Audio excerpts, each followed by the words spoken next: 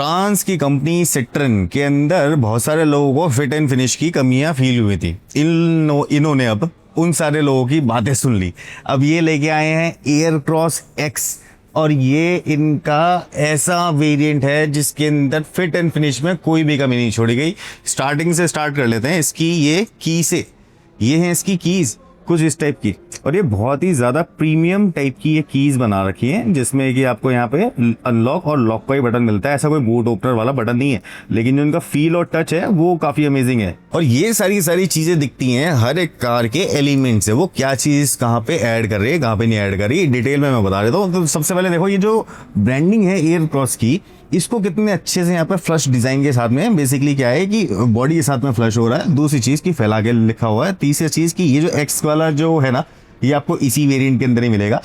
चौथा मेरा पॉइंट है, सिट्रन का जो लोगो था वो तो था, बट वो ब्लैक और क्रोम का जो यहाँ पे मैच किया गया है, जिस तरीके से कि बॉडी का कलर है, वो मेरे को काफी प्रीमियम लग रहा है। इनफैक्ट कि ये वाइपर, अभी तक हम देखते थे कि ये वाइपर का जो होता था थोड़ा फ्लशी टाइप्स होता था, बट इसके अंदर भी अब क्वालिटी ऐड हो गई है। इनफैक्ट ये जो रूफ माउंटेड जो स्पॉइलर है ये भी, और जो आपको शार्क fin एंटीना मिलता है यहाँ पे वो भी। तो ये जो एयरक्रॉस है ये पहले भी बहुत सारे लोग खरीद रहे थे, बट अब और ज़्यादा लोग खरीदेंगे, बिकॉज इन्होंने इसके अंदर जो है अब क्वालिटी इन्हेंसमेंट कर दी है। जो डिज़ाइन है जिस तरीके की, जैसे बॉडी लाइनिंग हुई या फिर एलॉय व्हील का डिज़ाइन यहाँ पे, या फिर 200 mm की अनलेडन ग्राउंड क्लियरेंस, ये तो सब कुछ था पहले, 17 इंचेस के व्हील्स थे, बट अब क्या ऐड हो गया, तो क्या है कि एलईडी हेडलैम्प इन्होंने अपग्रेड कर दिया था सेकंड अपडेट में। इस बार ही लेके आ गए हैं यहाँ पे ये जो फॉग लैंप है ये भी एलईडी। तो सामने का जो सेटअप है वो पूरा का पूरा एलईडी हो चुका है। देखो कार का जो साइज है और जो स्टांस है, जिस तरीके का इसका रोड प्रेजेंस है, वो काफी बड़ी लगती है ये रोड पे, नो डाउट। लेकिन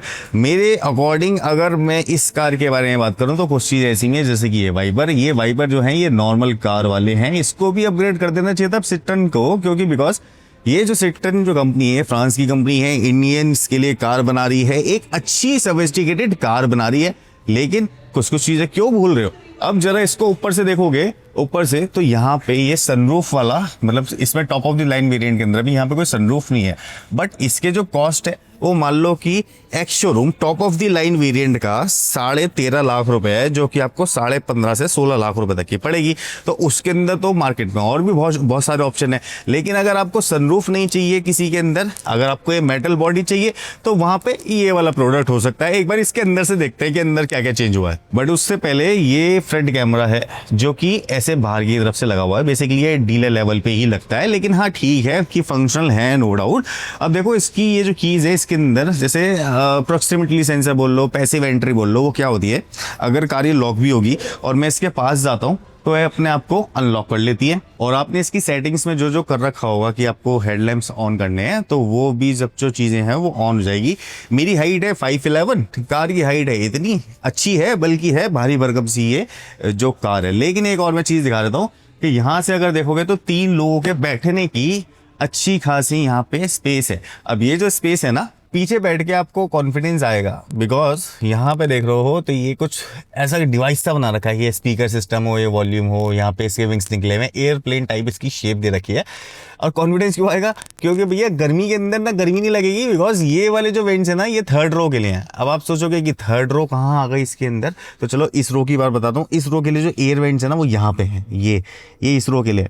यहाँ पे जो है 2 Type-C पोर्ट है और इसको फैन स्पीड को एडजस्ट कर सकते हैं, बट 3rd रो मेरे पीछे है बिल्कुल यहाँ पे। अब आप 3rd रो के या तो मजे ले लो या फिर बूट स्पेस के मजे ले लो, तो 2 ही चीज़ें होती हैं। तो बूट स्पेस पे मैंने इसको भी लगा रखी है ऐसे करके, सीट फोल्ड करके। अब मैं इसकी 3rd रो ये बनाने वाला हूँ बैठने वाली, और यहाँ से जो है ये जो अब पीछे हिस्सा अगर देख रहे हो तो यहाँ पे कोई स्पेस नहीं है कि यहाँ पे कोई डिग्गी में स्पेस हो, बूट स्पेस हो, तो उस चीज़ से तो मैनेज करना ही पड़ता है, बिकॉज यार अगर 7 लोगों को बिठा के चलना है तो फिर कैसे ही होगा। मैं इसको ओपन करता हूँ और यहाँ से इस वाली सीट से एंट्री लेता हूँ, ये ऐसे एक क्लिक से ये टम्बल डाउन हो जाती है। अब मेरे जैसे इंसान 5'11", यहाँ पे आगे देखोगे तो यहाँ पे ऐसा कोई लेग के लिए स्पेस नहीं है, तो ऑब्वियस है कि ये जो सीट है ये बच्चों के लिए ही है। अब इसमें अंदर बैठ के भी दिखाओ ना, मैं तो यहाँ पे मैं बैठा हूँ, मैं बैठ तो सकता हूँ इसमें, बट बहुत ज़्यादा कंफर्टेबल नहीं बैठूंगा मैं इसके अंदर, लेकिन हाँ ये है कि छोटे बच्चे बैठ जाएंगे और बड़ों के लिए पीछे वाली सीट होती भी नहीं है। लेकिन जो एसी वेंट है उनका जो एयर है वो डायरेक्ट मेरे फेस पे फ्लो करेगा, पीछे बच्चों को गर्मी नहीं लगेगी। बट हाँ ये है कि पीछे कोई लाइट नहीं है, ये चीज़ है। लेकिन यहाँ पे हुक वुक टांगने के लिए जगह है, बट इसमें पार्शल ट्रे भी आएगी जब आप इसका डिग्गी वाला जो स्पेस है उसको यूटिलाइज करेंगे। तो अब सारी बातें खत्म करते हैं, ड्राइवर साइड चलते हैं। तो जो मेन मोस्ट इंपॉर्टेंट मुझे इसकी चीज़ पसंद आई है, लैच। देखो ये जो लैच है इसका जो फील है ना, ये काफ़ी अच्छा प्रीमियम फील है। ये बटन हो गया, जैसे इसको अनलॉक लॉक करना है, या फिर पावर विंडोज़ के बटन जो हुए, या फिर ये वाला हो गया पियानो ब्लैक के अंदर, मैट ब्लैक नहीं है। तो ये जो बटन है ना, इसके अंदर ना वन टच डाउन है चारों में, लेकिन अप नहीं जाएगी वन टच। इसके लिए आपको उसको ऐसे पकड़ के रखना पड़ेगा। तो ये चीज़ सही है, यहाँ पे स्पेस मिल जाता है। एम्बियंट लाइट देखोगे तो यहाँ पे ये एम्बियंट लाइट है, इस तरह दिखाओ, यहाँ पे ये चीज़ एम्बियंट लाइट है। तो इस पैनल के पीछे एम्बियंट लाइट आ रही है, काफ़ी अच्छी प्रीमियम लगती है। अगर सामने दिख रही होती एम्बियंट लाइट तो शायद अच्छी नहीं लगती, वो आफ्टर मार्केट लगता। देखो इंटीरियर कितना सही कर दिया है इस बारी ना, मेरे को ये बहुत ही ऐसा लग रहा है कि ये प्राइस ब्रैकेट अगर देखा जाए या फिर ये सेगमेंट वाइज देखा जाए तो ठीक लग रहा है। जो स्टीयरिंग है ये ऐसे करके टिल्ट एडजस्ट हो सकता है, टेलीस्कोपिक वाला इसके अंदर ऑप्शन नहीं है। बट एसी वेंट्स कितने हाई फाई लगा रखे हैं, यहाँ पे ये इस टाइप के कुछ एलिमेंट जोड़ रखे हैं। क्वालिटी पे ध्यान देना, स्टार्ट स्टॉप का जो बटन है वो कैसा बिल्कुल फिनिश्ड है। यहाँ पे ये वाला जो है, इससे आप एम्बियंट लाइट को ऑन या फिर ऑफ कर सकते हो। यहाँ पे दिखाओ तो एम्बियंट लाइट ऐसे करके ऑफ या ऑन हो सकती है। और ये जो एम्बियंट लाइट है ये ऑफ गोल्डनिश टाइप लाइट है, इसको चेंज नहीं किया जा सकता, हरे पीले नीले कलर में। क्वालिटी वाली है, सोफिस्टिकेटेड, जैसे 5 स्टार होटल्स के अंदर लाइटनिंग होती है ना, वो वाला इन्होंने करने की कुछ कोशिश करी है। यहाँ पे कैमरा 360 व्यू वगैरह ऑन ऑफ कर सकते हो, विंडोज लॉक अनलॉक कर सकते हो। और फिर स्टीयरिंग की अगर मैं बात करूँ तो यहाँ पे स्टीयरिंग में ना यार ये क्रूज कंट्रोल ऐड हो गया है, मेन्यू ऐड हो गया है, यहाँ पे स्पीड प्लस माइनस कर सकते हो और फंक्शनैलिटी ऐड ऑन हो गई है। यहाँ पे मीडिया से रिलेटेड, सोर्स से रिलेटेड है, फिर यहाँ पे हेडलाइट से रिलेटेड है, टर्न इंडिकेटर, यहाँ पे वाइपर से रिलेटेड कंट्रोल्स हैं। बट देखो तो यहाँ पे इतनी बड़ी है स्क्रीन मिलती है जो कि वैसे ही है। UI चेंज कर देते हैं, एंड्रॉयड ऑटो, एप्पल कारप्ले, इसमें वायरलेस है। बट यार ये अब ये वाला UI थोड़ा सा ना अजीब सा, थोड़ा पुराना टाइप का लगता है, इसको अब चेंज कर देना चाहिए। बट टच रिस्पॉन्स जो है वो काफ़ी सही है, टच रिस्पॉन्स के अंदर कोई भी ऐसी कमी नहीं है। AC इवेंट्स, यहाँ पे automatic climate control, wireless charging आ गई है यहाँ पे नीचे। और ये यहाँ पे जो है लाइट भी है एक एम्बियंट लाइट के तौर पे, कि आप अपना फ़ोन वगैरह रखें तो आपको पता चले।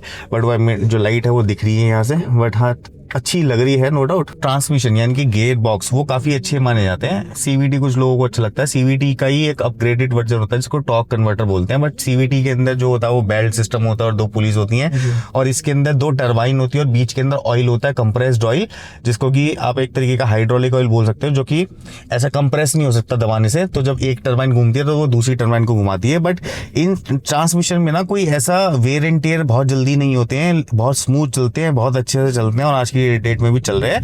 बट हाँ ये है कि ये डुअल क्लच जितना एक्यूरेट नहीं होते और डुअल क्लच जितने फास्टर नहीं होते। तो जब आप इनमें ऐसे करके थ्रॉटल देंगे और थ्रॉटल कम करेंगे, थ्रॉटल देंगे, थ्रॉटल कम करेंगे, तो वहां पे आपको पता चलता है कि हाँ भाई ये टॉर्क कन्वर्टर है या फिर ये CVT है। बट ओवरऑल देखा जाए तो टॉर्क कन्वर्टर के साथ में आ रही है, तो ये टेक्नोलॉजी बहुत ही अच्छी है, लेटेस्ट नहीं है, 15 साल पुरानी है, लेकिन टेक्नोलॉजी बहुत अच्छी है।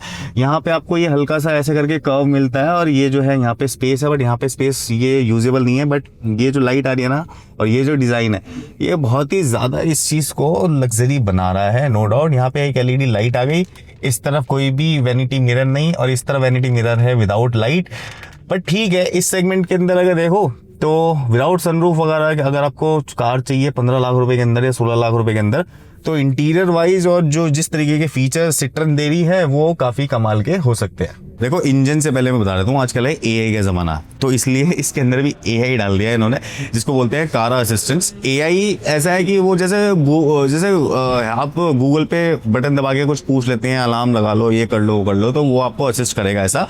बट अगर सेट्रन के इंजन की बात की जाए तो कुछ ऐसा सा दिखता है ये इस इंजन। ये 3 सिलेंडर है 1.2 लीटर, तो 1200 सीसी का 3 सिलेंडर इंजन ही है। और ये जो 3 सिलेंडर इंजन है ये 109 bhp क्रैक कर रहा है 5500 rpm पर।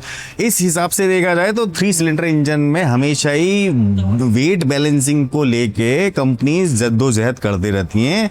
जो वाइब्रेशंस हैं वो फील होती हैं इन इंजन में, बट इन इंजन का एक जो प्लस पॉइंट होता है वो ये होता है कि ये ना बहुत ज़्यादा एफिशिएंट होते हैं, माइलेज अच्छी देते हैं, लो मेंटेनेंस होते हैं।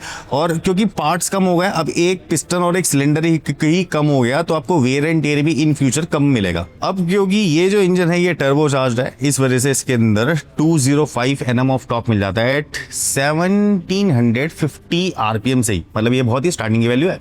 जिस आरपीएम पे टर्बो चार्जर घूमना शुरू करेगा, टॉर्क क्रिएट करना शुरू कर देगा, तो इस वजह से ये जो गाड़ियां होती है थोड़ी सी ज़्यादा पंची हो जाती हैं इस सेगमेंट में अंदर। ओवरऑल देखो इस प्रोडक्ट को तो 5 स्टार रेटेड है। इसके अंदर 6 एयर बैग्स मिलते हैं। सारी जो बिल्ड क्वालिटी वगैरह है वो अच्छी लगी हमें, और अंदर जो इसके अंदर जो प्रीमियमनेस है वो भी बहुत बढ़िया है। अभी भी मैं जैसे इसको अगर ऐसे करता हूँ तो कुछ ऐसा सा साउंड है। फ्रंट से ठीक है, कुछ चीज़ों के होते हैं चेंजेस की, किसी को ऐसा करना किसी को ऐसा करना, वो चीज़ें अलग होती हैं। बट बहुत जल्दी मैं इसको ड्राइव लेके बताऊंगा कि कैसा है। उसके लिए आप हमें प्लीज़ फॉलो या फिर सब्सक्राइब कर लीजिए। नेक्स्ट वीडियो मिलते हैं, तब तक के लिए बाय बाय।